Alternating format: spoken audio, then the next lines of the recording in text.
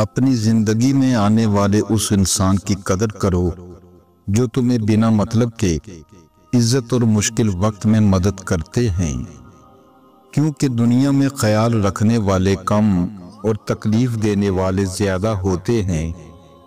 شاخ پر بیٹھا پرندہ شاخ کی کمزوری سے نہیں ڈرتا، کیونکہ اسے اپنے پروں پر اعتماد ہوتا ہے۔ اگر زندگی میں سکون چاہتے ہو تو کبھی کسی سے توقع مت رکھو، کیونکہ توقع کا پیالہ ہمیشہ ٹھوکروں کی زد میں رہتا ہے۔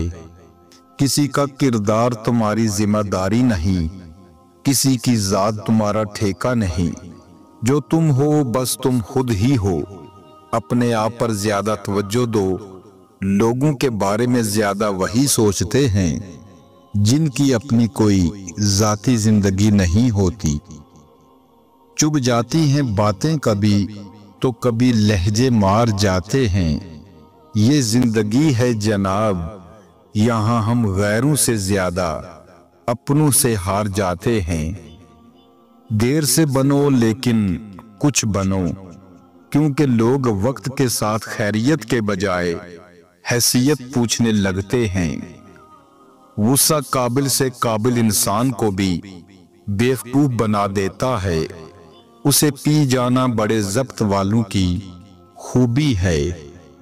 ہم اتنے منافق لوگ ہیں کہ کسی کی تکلیف کو اس کے گناہوں کی سزا سمجھتے ہیں اور اپنی تکلیف کو آزمائش۔ دولت مٹی کی طرح ہے اور مٹی پاؤں کے نیچے رہنی چاہیے۔ اگر سر پر چڑھائیں گے تو قبر بن جائے گی، اور قبریں زندہ انسانوں کے لیے نہیں ہوتی۔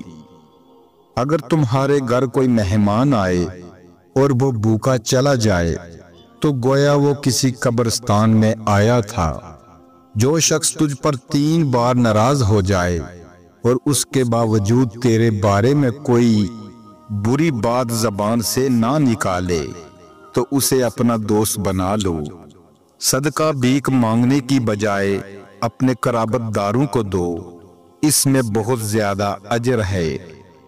جب لوگ مومن کو قبر میں رکھتے ہیں تو اس کو آواز دی جاتی ہے کہ پہلا عطیہ جو ہم تجھے دیتے ہیں وہ بہشت ہے، اور پہلا عطیہ جو تیرے جنازے پر آنے والوں کو دیتے ہیں وہ ان کے گناہوں کی بخشش ہے۔ جو شخص 40 مومنوں کے لیے پہلے دعا مانگے پھر اپنے لیے دعا مانگے تو اس کی دعا قبول ہوتی ہے۔ اپنے کپڑے تہہ کر کے رکھو، کیونکہ یہ بکھرے ہوں تو رات کے وقت شیطان انہیں پہنتا ہے۔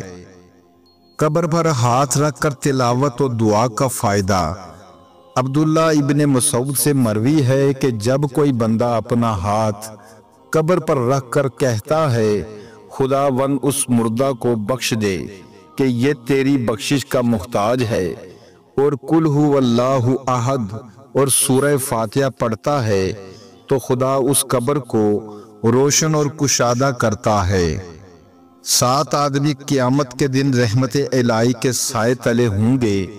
ان میں سے ایک وہ شخص ہے جس نے اللہ کی خلوت میں یاد کیا اور اس کی محبت اور خشیت سے اس کی آنکھوں سے آنسو جاری ہو گئے۔ یہ زندگی ایک سپر مارکیٹ کی طرح ہے۔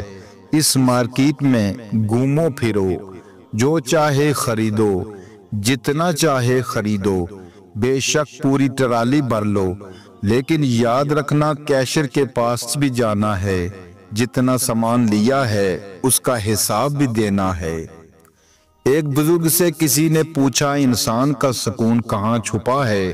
فرمایا غفلت ہو جائے تو سجدے میں، غلطی ہو جائے تو توبہ میں۔ زندگی کا ہر راز تنہائی میں پا لیا، جس کا بھی غم ملا اسے اپنا لیا۔ غم میرا سننے کو جب کوئی بھی نہ ملا تو رکھا سر سجدے میں اور رب کو سنا دیا۔ کسی کی محتاجی بڑا عذاب ہے، بس اللہ یہ عذاب کسی پہ نہ ڈالے اور صرف اپنا ہی محتاج رکھے، آمین۔ ہمارے چہرے پر ایک زبان اور 2 کان یہ پیغام دے رہے ہیں کہ کم بولو اور زیادہ سنو۔ تم اللہ تعالیٰ کے ذکر میں دل لگا لو، سکون اور اطمینان تم سے دل لگا لیں گے۔ وقت سب کو ملتا ہے زندگی بدلنے کے لیے، لیکن زندگی دوبارہ نہیں ملتی وقت بدلنے کے لیے۔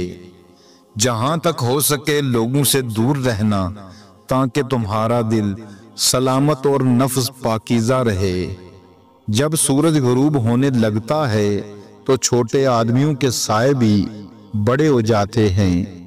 انسان غیروں سے ملی عزت اور اپنوں سے ملی ذلت کبھی نہیں بولتا۔ حضرت علی رضی اللہ تعالیٰ فرماتے ہیں، تمام رشتوں میں سب سے کمزور رشتہ تمہارے جسم اور تمہاری روح کا ہے، نہ جانے کس وقت اور کہاں ٹوٹ جائے۔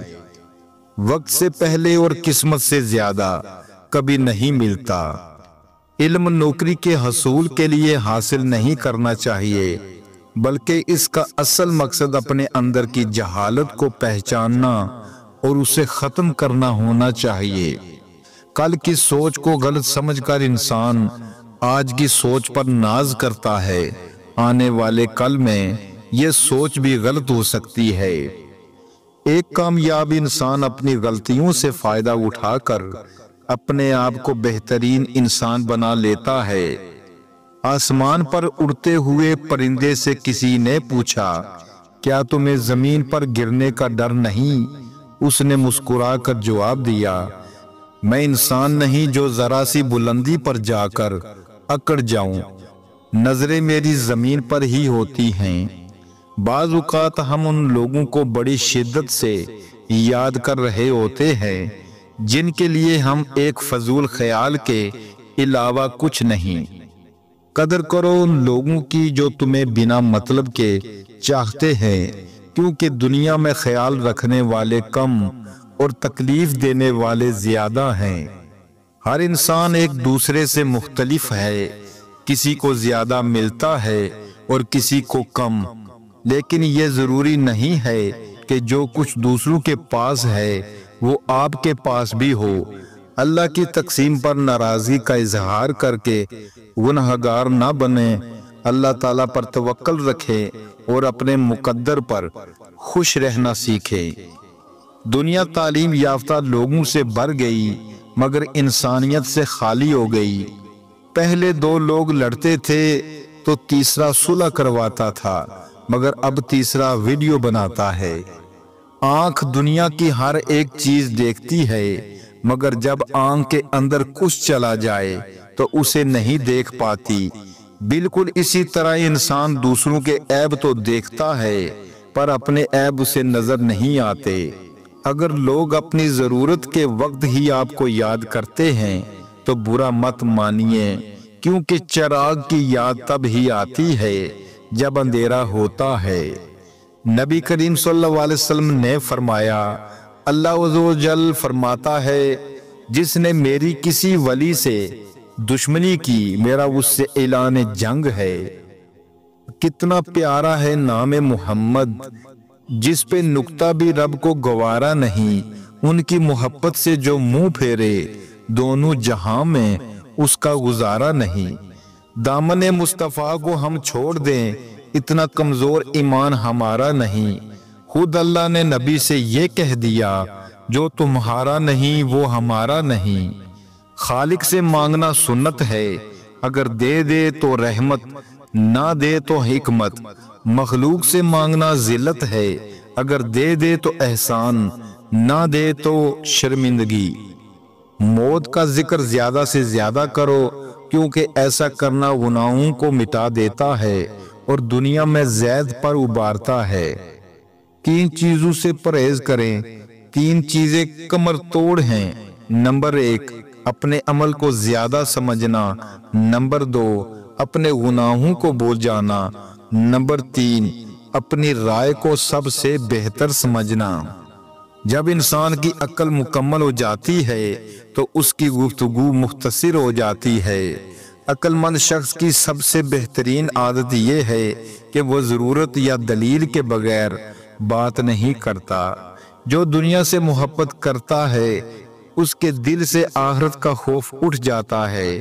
مومن تھوڑی روزی سے بھی خوشحال ہوتا ہے، منافق کم روزی سے نالاں اور زیادہ روزی سے بھی راضی نہیں ہوتا۔ اعتماد ایک چھوٹا سا لفظ ہے، جیسے پڑھنے میں ایک سیکنڈ اور سوچنے میں منٹ اور سمجھنے میں دن، مگر ثابت کرنے میں ساری زندگی لگتی ہے۔ جو اپنی عادتوں کی پیروی کرتا ہے وہ بلند مقامات کو حاصل نہیں کر سکتا۔